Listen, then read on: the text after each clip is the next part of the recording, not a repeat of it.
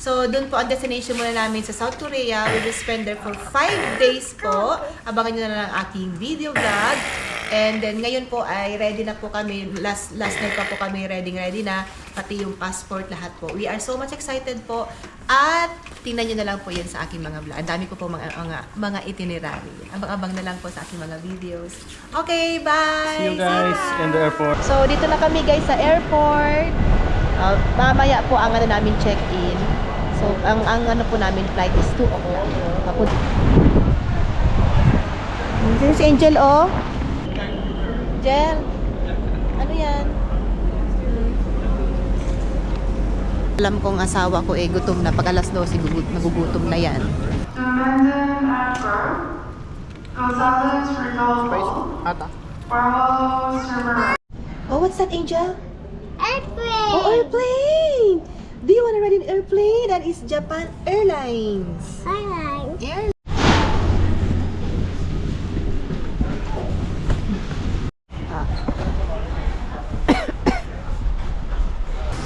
Pink kaya din mo. Na?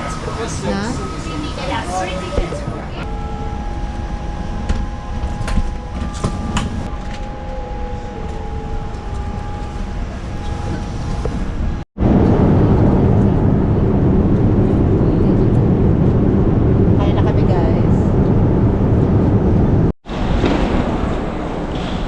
So, guys, nakuha na namin yung bag. Hindi ko lang ma-videohan yung doon sa immigration kasi bawal. So, sa ngayon ay magpapalit muna kami ng pera dahil hindi sila tumatanggap ng US. So, ito na guys, nagpa-change na kami ng won. Ito na.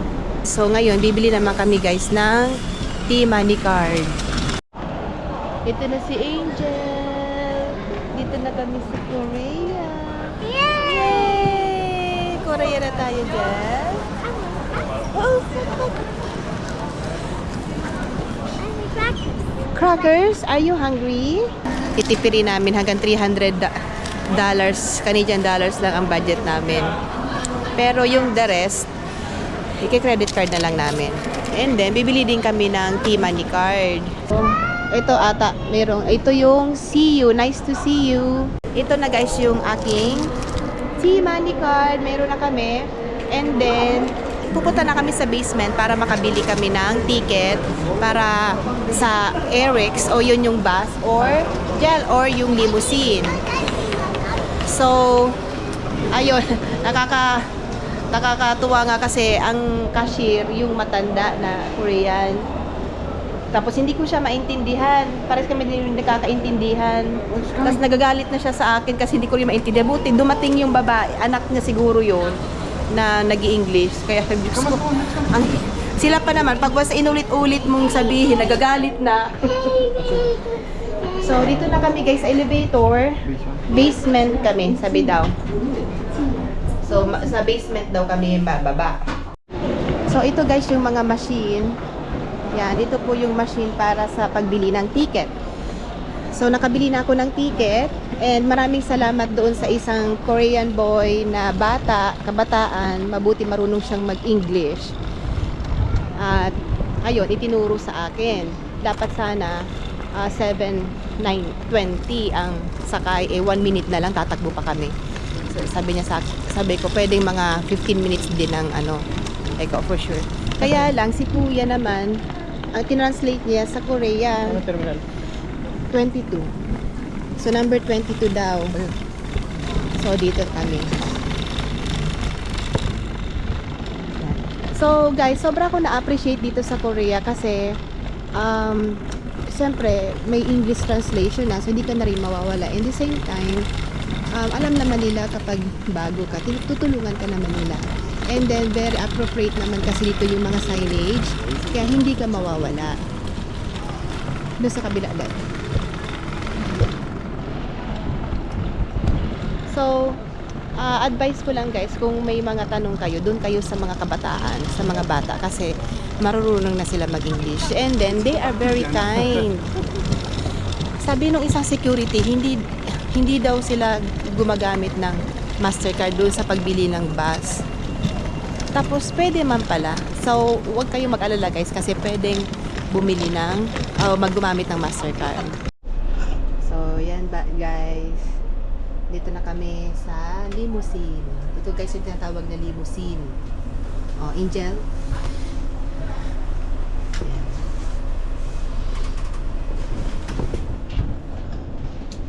So, ang si Mitchell kasi, yung asawa ko ito, hindi niya kasi masyado naintindihan.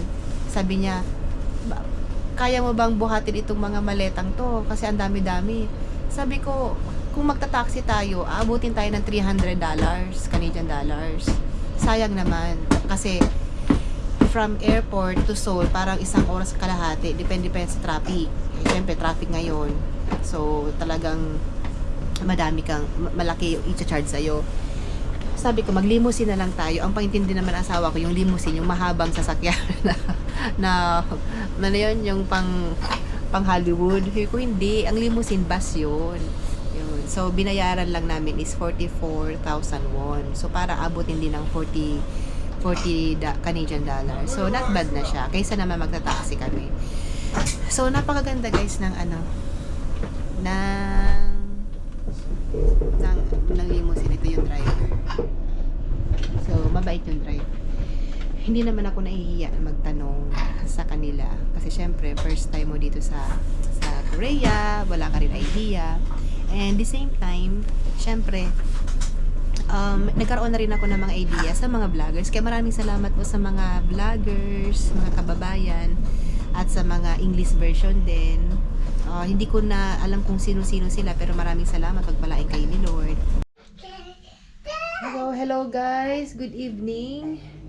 So, ito na po dito na po kami sa Korea. Dito po kami nag-check-in sa Noblesse Hotel. Ay, pagod na pagod kami. So, ito guys yung hotel na binuko. Actually, hindi siya hotel, motel pala. So, bali, ang binayaran ko dito is nasa 230, good for 5 days. So, not bad na. Good morning guys! So, today is Saturday, October 26. So, ngayon guys ay dito kami nag-check-in sa Noblesse Hotel, dito po sa Nowon. At sa ngayon po guys, ang first itinerary namin, pupunta kami sa Myeongdong para mamasyal at nandun po kasi lahat ng mga shopping malls and shopping streets, and then lahat na po nandun lahat. So, yun, abang na lang po sa aking mga videos, at pupunta rin po kami doon sa Hanbok na kung saan susuot ka ng Korean dress. So, ngayon po guys is 7:30 na, medyo maaga yung aming gising para makadami kami ng pamasyal. Angel, excited? Yay! Bye! Hello guys, good morning. The weather is absolutely beautiful right now, and we chose the perfect month for our trip because it's not too hot. By the way, we're staying at the Nobles Hotel here in Nowon. It only takes about 30 minutes to get to Myeongdong. Getting around is very convenient because South Korea has an efficient transportation system, especially the subway, which is fast and easy to use. One of the things I really like about Korea is that everything you need is readily available. There are plenty of places to buy food, as well as convenience stores like CU, 7-Eleven, and GS25. There are also laundry facilities and many other useful services nearby. It's so enjoyable to walk around because there are lots of people, the streets are lively, and the atmosphere is vibrant and fun. South Korea is definitely a place you'll want to visit again and again because of its convenience, beautiful surroundings, and wonderful experiences.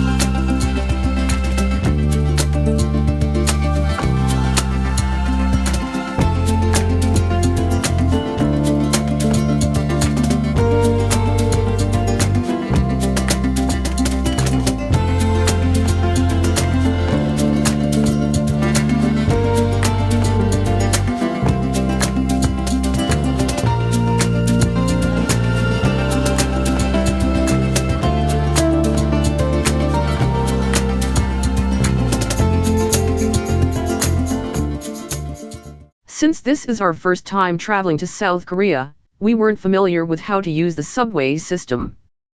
Good thing the Naver Map app was a huge help.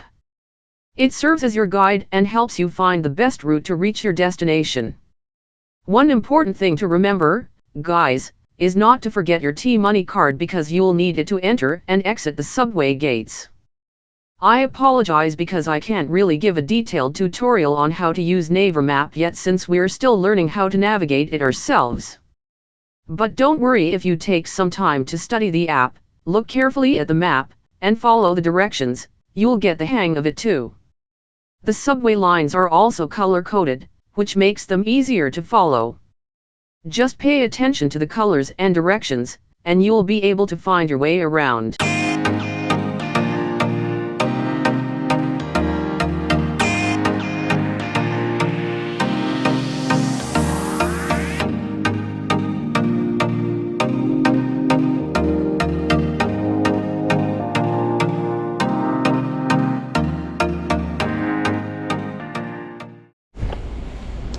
Okay guys, so talagang sobrang nangangapa talaga kami sa ngayon. Bali ito yung GPS niya. Nowon Station, tapos pupunta ka sa line 4. Yung line 4 kasi may mga color coding yan. Tapos ito na yung Changdong Station bound. Babe, may behave ka ha? Are you happy?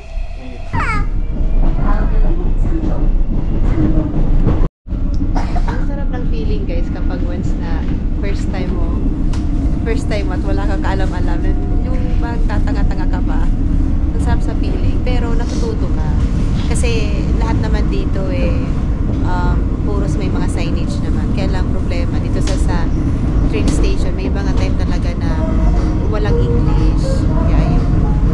So okay lang, natutulong lang, pray lang kay Lord, bigyan ka ng wisdom. So yun naman.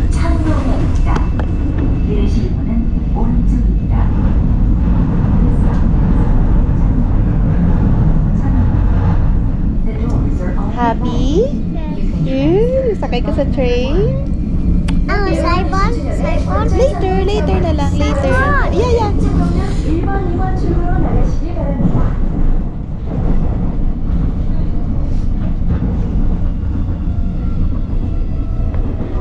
We've finally arrived in Myeongdong, and now it's time to start exploring what this place has to offer.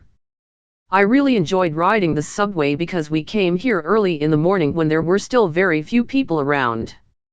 Even the shops and markets we passed by were still closed at that time. In my next video, we'll be coming back here again, and I'll show you just how crowded and lively Myeongdong can get later in the day. We also met a fellow Filipino who works here in Myeongdong. She was kind enough to give us some recommendations on places we could visit and things we could do in the area. Our first stop is Daeso because many of the items there are affordable. I'm also planning to buy some skincare products since South Korea is known for its wide selection of quality skincare and beauty items. Let's start exploring. Sa'yo no? Bukas na ba kayo? Bukas na yan.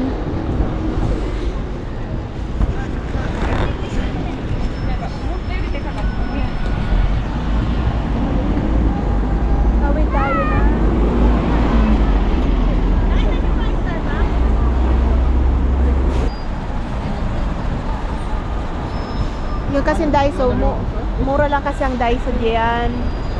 Jen! Sure? Yeah. Eh? Walk.